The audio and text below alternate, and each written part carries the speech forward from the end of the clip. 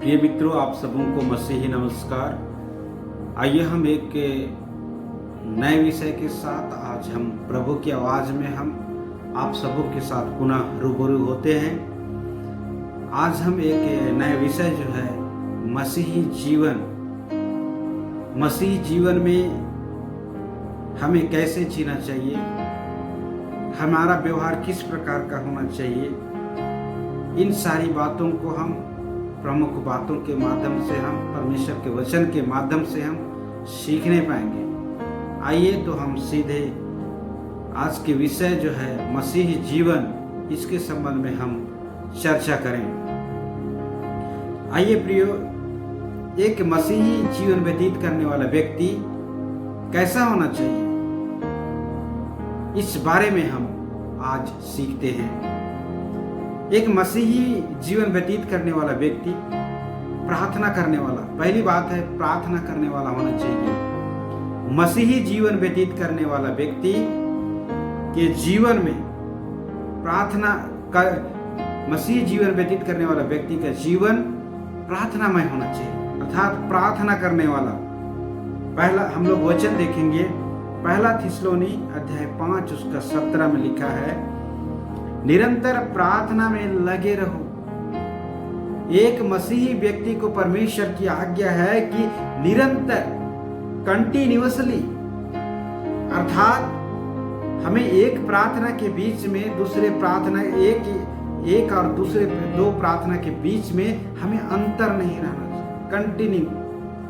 मेरे प्रियो, हम सब परमेश्वर के सृष्टि हैं। परमेश्वर ने हम सबों को अपनी महिमा करने के लिए सृजा है, इसलिए हमें परमेश्वर से अपनी संपूर्ण बातों को, हमें परमेश्वर से जिस प्रकार पाप में गिरने से पूर्व आदम और हेवा परमेश्वर से हर एक बातों को वार्तालाप करते थे, प्रार्थना करते थे, उसी प्रकार हम सबों को परमेश्वर से निरंतर प्रार्थना करने की आवश्यकता है। इसलिए एक मसीही व्यक्ति निरंतर प्रार्थना करने वाला होना चाहिए। आइए हम दूसरी बात को देखेंगे, परमेश्वर के वचन का अध्ययन करने वाला, परमेश्वर के वचन को प्रतिदिन सीखने वाला, परमेश्वर के वचन को प्रतिदिन जानने वाला। एक मसीही जीवन में यही होना चाहिए।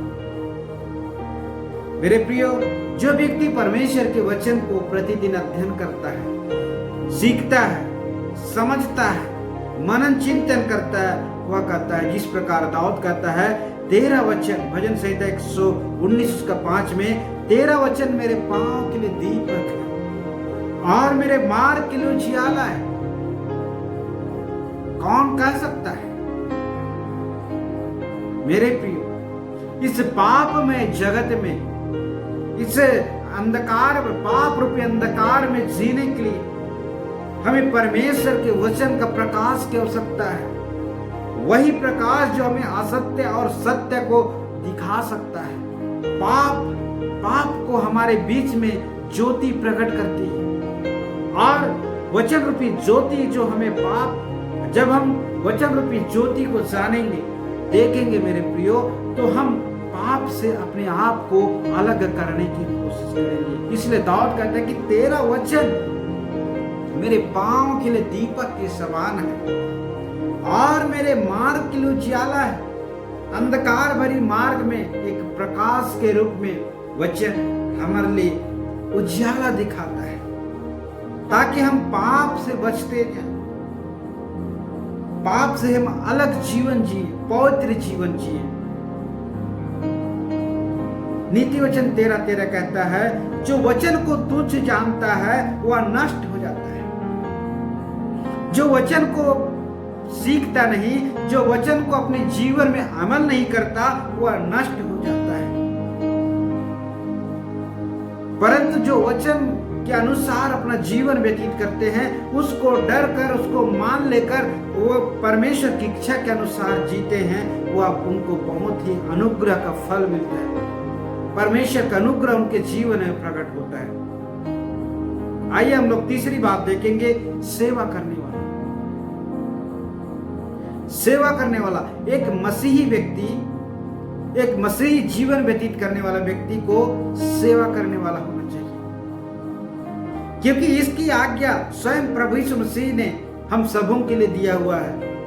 मत्ती रचित समाचार अध्याय 19 और अध्याय 28 और 19 से 20 पद में लिखा है, इसलिए तुम जाओ सब जातियों के लोगों को चेला बनाओ और उन्हें पिता और पुत्र और पवित्र आत्मा के नाम से बपतिस्मा दो और उन्हें सब बातें जो मैंने तुम्हें आज्ञा दी है मानना सिखाओ, और देखो मैं जगत के अंत तक तुम्हारे संग हूं। मसीह में मेरे प्रियो, परमेश्वर ने हमें सेवा करने की आज्ञा दी है, हमें मिनिस्ट्री करने की आज्ञा दी है। इसलिए हमें जगत के कोने कोने तक परमेश्वर के वचन को लेकर, परमेश्वर के संदेश को लेकर, परमेश्वर के अनुग्रह को लेकर, परमेश्वर के प्रेम को लेकर हम सबों को अपने पड़ोसियों को, सारे लोगों को, सारे जगत के सारे जातियों को हमें परमेश्वर का अनुग्रह, प्रेम और दया को हमें बांटना है और उन्हें बपतिस्मा दो पिता पुत्र पुत्र आत्मा के नाम से। और प्रभु कहता है कि उन्हें सब बातें जो मैंने तुम्हें सिखाई है, आज प्रभु हमें सिखाई है, आपको सिखाई, जो बातें प्रभु अपने वचन के माध्यम से सिखाया है, उन सारी बातों को मानना सिखाओ। और देखो जगत के अंत तक मैं फिर आने वाला हूं और सदा तक तुम्हारे, जगत के अंत तक सदा तुम्हारे संग।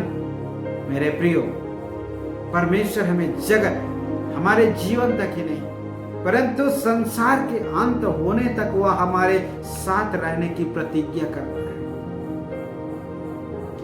चौथी बात देखेंगे, देने वाला, एक मसीही जीवन व्यतीत करने वाला व्यक्ति को देने वाला, दूसरों को देने वाला होना चाहिए। दूसरा कोरिन्थी अध्याय 9 उसका 7 पद में हमें वचन सिखाता है, हर एक जन जैसा मन में ठाने वैसा ही दान करे, अर्थात दान देने वाला, दूसरों की सहायता करने वाला।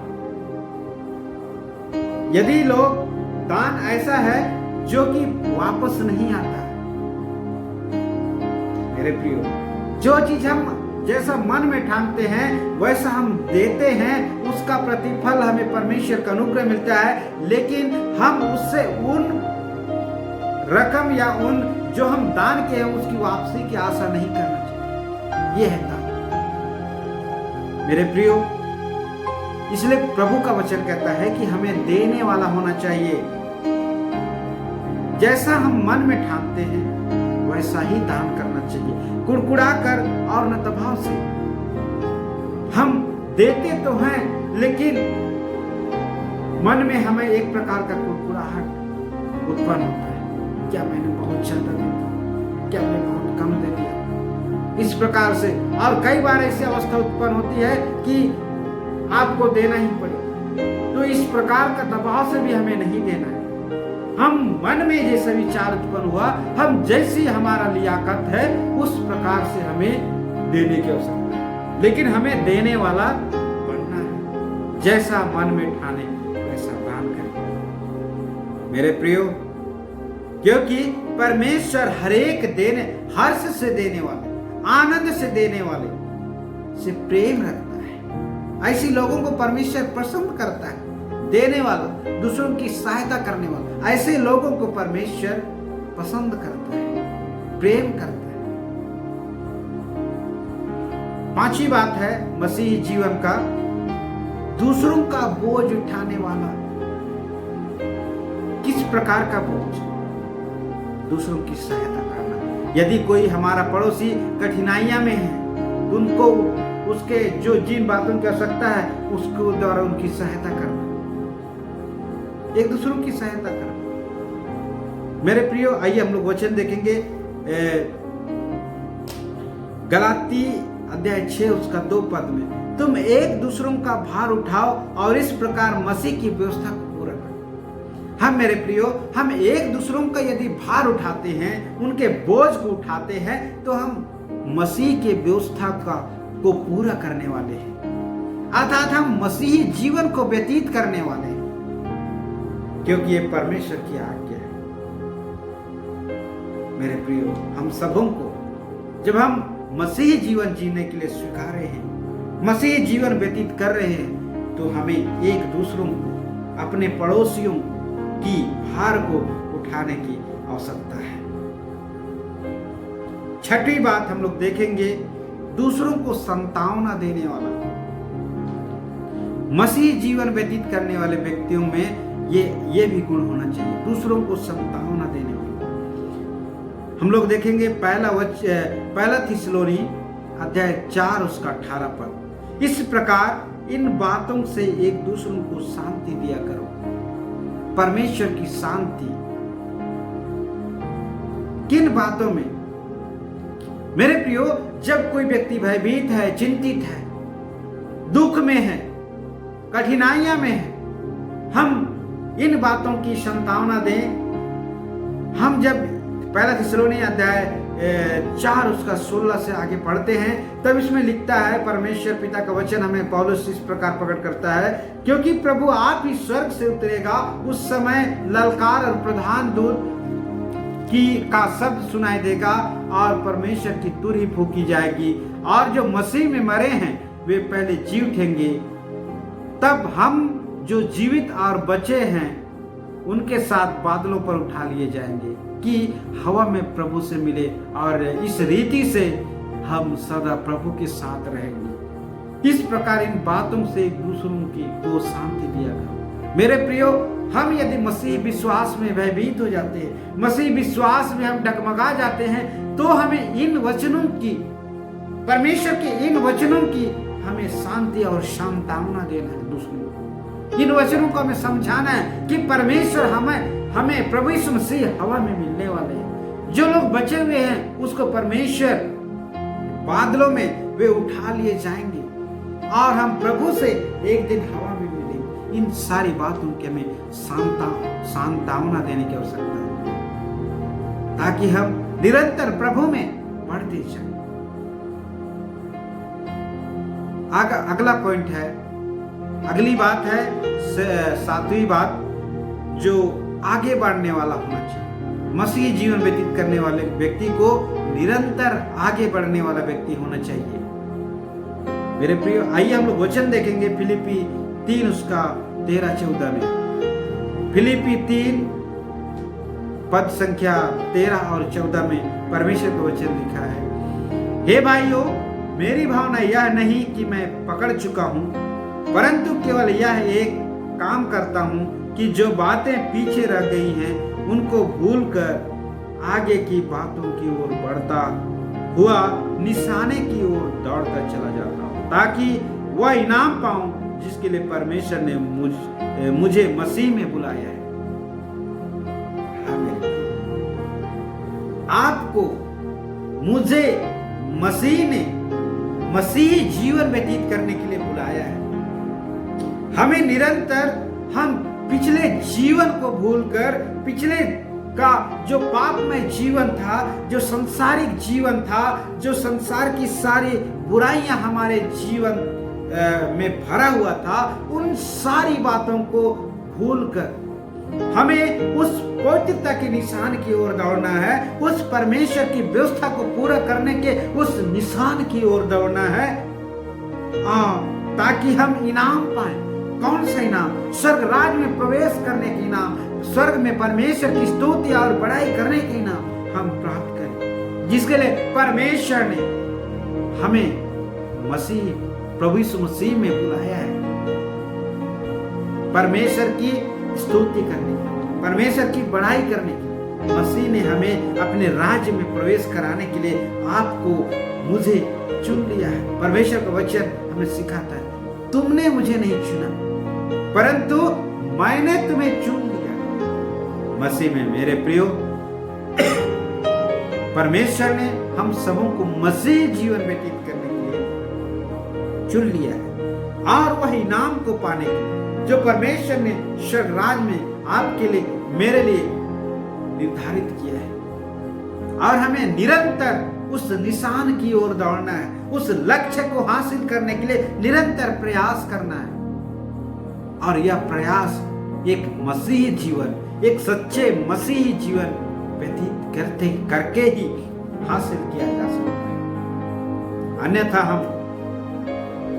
हमारा जीवन पुनः उस संसारिकता की ओर, उस नरक की ओर चली जाएगी।